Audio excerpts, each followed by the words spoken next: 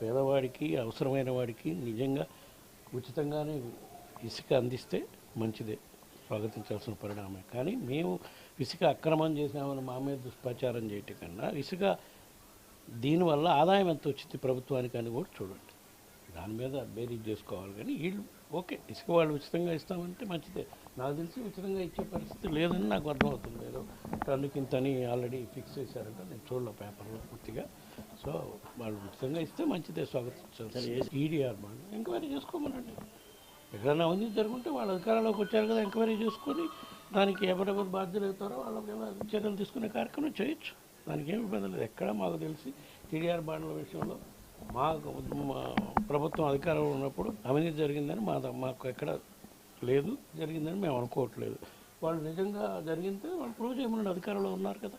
ఆ పరిస్థితి వస్తే కదా రాష్ట్రంలో ఎందుకు రాజీనామా చేస్తారు జగన్మోహన్ రెడ్డి గారు? మా పార్టీ అధ్యక్షుడు రాజీనామా చేసినప్పుడు కదా ఈ పరిస్థితి వచ్చేది. అట్లాంటి ఆలోచనే లేదు మాకు. ఆ పరిస్థితి వస్తే కదా రాష్ట్రంలో ఎందుకు రాజీనామా చేస్తారు జగన్మోహన్ రెడ్డి గారు? మా పార్టీ అధ్యక్షుడు రాజీనామా చేసినప్పుడు కదా ఈ పరిస్థితి వచ్చేది. అట్లాంటి ఆలోచనే లేదు మాకు.